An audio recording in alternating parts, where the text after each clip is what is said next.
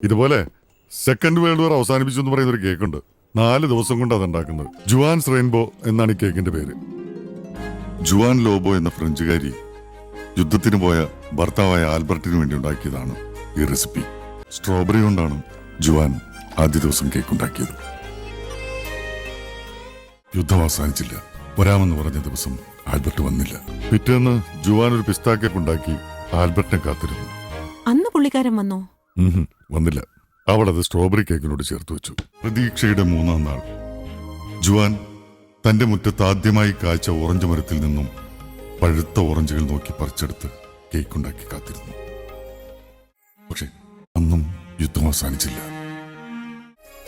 യുദ്ധം അവസാനിച്ചു.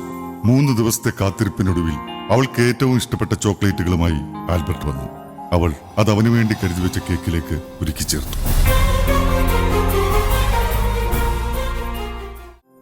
അവരൊരുമിച്ച് ആ കേക്ക് കഴിച്ചു.